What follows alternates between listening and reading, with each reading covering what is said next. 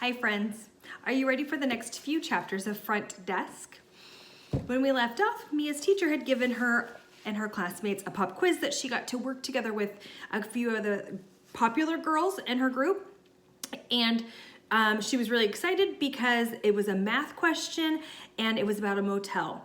And so she thought for sure she was going to get it right. Well, she ended up getting it wrong, and the girls were not happy with her, and Jason's group ended up getting it right. She went home, she told her mom, and her mom told her that she would never be as good as the other kids, and she was a bicycle and the other kids were cars. All right, are you ready? Here we go. Chapter 34. That night, I sat in the stairwell in the back thinking of something that my uncle once said. He said that if you break a bowl, you can put the pieces back together, but it will never be the same. Water will seep through the cracks. That's what it felt like when my mom called me a bike.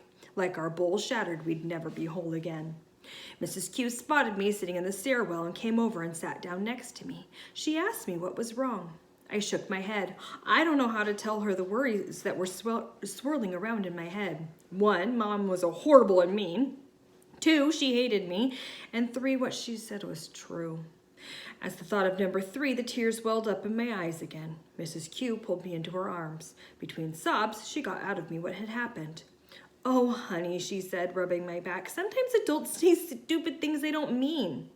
I rubbed my nose. But does she mean it? She totally means it. I thought of all the times my mom had said my English was not as good as the white kids, and I cried even harder. My tears stained Mrs. Q's lovely new shirt, and Mrs. Q glanced down at the wet spot. I'm sorry, I said. It's okay, she said, smoothing out her shirt. Nothing a little wash can't fix. She smiled at me, just like you and your mom. No way, I said, shaking my head. I looked at Mrs. Q with the utmost resolve. The bowl is broken. There's no unbreaking it. Easy now, Mrs. Q said, and she put her hand on my hand. I don't know about any bowls, but I do know your mom, and I know she loves you very much. There was a lump in my throat. Mrs. Q raised her soft eyes to my wet brown ones. You know that, don't you? She asked. Then why is she always saying such mean things? I asked. Mrs. Q thought about this for a while. I don't know, she finally said. Your mom's been working a lot lately. She's probably tired, stressed out. Heck, maybe this isn't even about you. Maybe it's about her. Maybe people have told her English isn't good. I thought about the couple a while back who asked my mom to take a picture of them with her camera. Still doesn't make it okay what she said, I said, sniffling. Of course not, she said. It's a horrible thing to say. Of course it is. Even if the bowl's completely not broken, it's severely cracked, I told Mrs. Q, and she chuckled. Well, you'll just have to put some tape around it, she said. A tiny smile escaped. I hugged Mrs. Q and I thanked her. I was starting to feel a little better about number 1 and number 2 on my list, but not number 3. Number 3, I carried with me into my sleep, dreaming about the essay contest and how I could possibly win if I was only a bike. That Sunday, my dad fought my mother for the chance to take me up. As usual, we loaded up the car with empty cans. We went to the recycling center, and after that, instead of exchanging pennies and going to the lake, my dad had made an unexpected turn into a shopping center. My dad hates shopping. What's going on? Where are we going? I asked him. You'll see, he said, getting out of the car. He pressed open the door of a stationery shop. It was called Scribbles, and I could tell it was fancy just from the way it smelled. It smelled like expensive air freshener, the kind that I always wanted to get for our front office, but couldn't because it was way too expensive. Row upon row of pencils adorned the shelves. I picked up one of them and nearly fainted when I saw the price. $5.99. I tugged on my dad's elbow. Let's go home, I said. Just a second, he said. Before I could even realize what was happening, he took one of the $5.99 pencils and told the cashier to ring it up. Dad, what are you doing? I asked him. He ignored me and handed the cashier $6, the entirety of our recycling money that day. I watched the whole thing unfold with my mouth open. Outside the shop, my dad kneeled down so that he was at my level. You're not a bicycle, he said. My eyes searched his. Do you understand? He asked. He reached down, took my small hand and opened it. He put the new expensive pencil in it. I gazed down at the pencil. Its shiny green sparkles glistened in the light. I couldn't believe my eyes that something so beautiful could sit in my hands. Dad, this is way too nice, I said, giving him a hug. I'm never going to use it. I'm just going to look at it. My dad laughed. Oh, I hope you use it. You're a fine story writer, he said. I shook my head. Not in English, I said in my small voice. In English, too, he insisted. I've read your English. I wanted to chuckle because how would he know? If my English was 12 exclamation marks bad, his had to be at least 50. Still, his words made me feel warm and toasty, and I tucked them into my pocket. Use this to write down everything that happens, he said. Who knows, maybe someday it'll all seem funny to you. Maybe. I nodded and smiled, holding my brand new pencil up to the sun. Chapter 35. When we got back to the motel, there was another Chinese immigrant waiting for us. Word was really getting around at the baseball cap. Uncle Fung was an animated guy with thick eyebrows that moved up and down as he talked. He told us that he used to be an accountant back in China, and now he worked as a waiter over at Riverside. That was until he got fired. You won't believe this boss of mine, he said at dinner. This time, my mom made lettuce. Literally, just lettuce. Thanks to Mr. Yao withholding our wages, it was all we could afford. But stir-fried with a little garlic and soy sauce, it actually wasn't half bad. What'd he do? He fired me for scratching my nose. What? I said, really? That and the fact that a customer slapped me, which, by the way, was completely uncalled for. A customer slapped you? My mom asked. She was crazy. I honestly don't know why she slapped me, he said. All I did was say to her, hey, baby. My mom nearly choked on her tea. Well, no wonder she slapped you, my dad said. Uncle Fung put his chopsticks down. What's wrong with hey, baby? Americans are always saying hey, baby. It's what you say when you greet somebody. Everybody knows that, he shrugged. Is that what you say when you greet? That's what you say when you greet a girlfriend or a boyfriend, my mom told him. Uncle Fung turned bright red. Are you serious? He asked. My mom nodded. Uncle Fung got up and started pacing the room. He put his hands to his face. I had no idea, he said. So many people were saying it, I just thought. My dad chuckled. It's all right, buddy. Happens to the best of us, he said. I cannot believe this. I was saying it to almost everyone, Uncle Fung said, scratching his nose. Something about the way he was scratching his nose caught my eye. He was scratching with his middle finger. Uncle Fung? I asked. Yeah, he said. He turned to me, his middle finger still on his nose.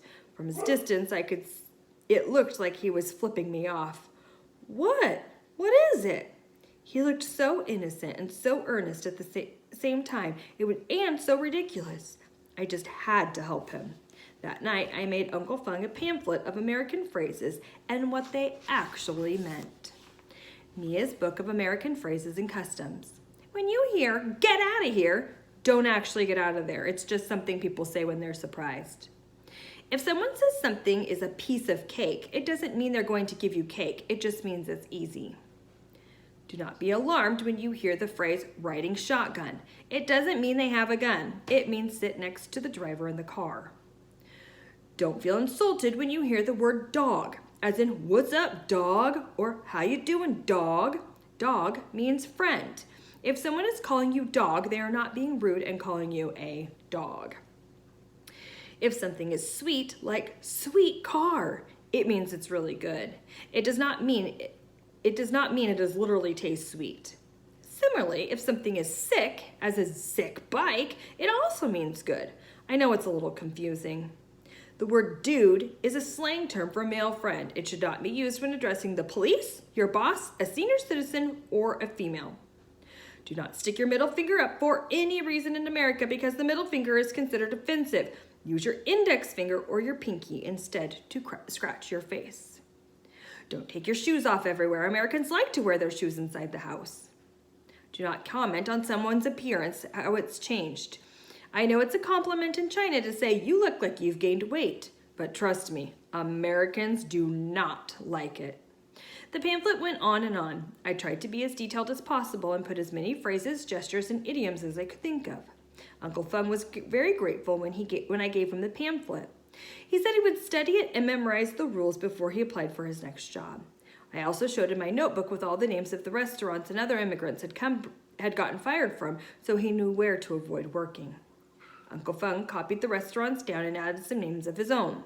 He added some comments next to the other stories, such as "Hang in there" and "I feel your pain, brother." I smiled. I liked how my little notebook was becoming a message board for the immigrants.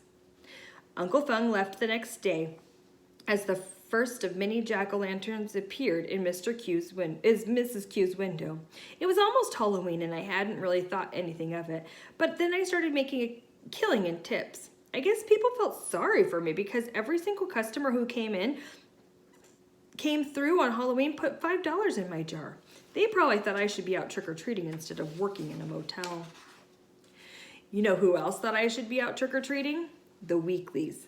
"It's Halloween," said Mrs. Q. "You gotta go trick-or-treating on Halloween if you're a kid. You just gotta." "I don't have a costume," I said with a shrug. "No costume, huh?" Mrs. Q asked. "Be right back." An hour later, Mrs. Q came back all wrapped up in toilet paper. So were all the other Weeklies. They were mummies. "Trick or treat," the Weeklies announced. My face brightened when I saw Hank. It's been a while since I saw a smile on his face. "Come on, Mia," Hank said, handing me a roll of toilet paper. "Let's get you some candy." I took the toilet paper and hopped off the stool just as my parents came into the front office. "You might want to wait 10 minutes, my mom said. "Why?" I asked. "I hear her cable's down," she said with a wink. A smile escaped from my lips. Though I was still mad at my mom for calling me a bike, I thought it was very cool that she had called Lupe. Lupe and the Weeklies and I walked up and down Meadow Lane under the moonlit sky, all of us dressed up as mummies. Lupe and I giggled under the toilet paper, going up and pressing on doorbells. As we walked, I asked Lupe whether there was Halloween in Mexico. Lupe said there was something similar called Day of the Dead, when people would pay their respects to the deceased loved ones by visiting cemeteries and building altars called offerings. At the mention of the deceased loved ones, Lupe got really quiet. I guess she was thinking about her grandmother. "Are you going to go back and visit your grandmother?" I asked her. "Mexico is so close, just a few hours away by car." Lupe shook her head. "I don't know," she said. She didn't seem to want to talk about it. "What about you?" Mrs. T asked me. "You guys have Halloween in China?" I laughed. "No way," I said. I told Lupe and the Weeklies about our first Halloween in America, how we didn't know what it was, and we were so freaked out by strangers coming up to the door dressed as goblins and witches that we turned all the lights out and hid behind our sofa. Lupe laughed so hard bits of Reese's peanut butter cup came flying out of her mouth. I smiled. In total that evening, we got 18 candy bars, 5 Reese's peanut butter cups, 27 Tootsie Rolls, 5 packets of Skittles, and 6 lemon heads. Hank said we did well. He explained that when it comes to candy, there were multiple tiers. At the top tier, you have your full-size candy bars, followed by your mints, junior mints, peppermint patties, etc. And all the way down to the bottom tier, lollipops and that sort of thing.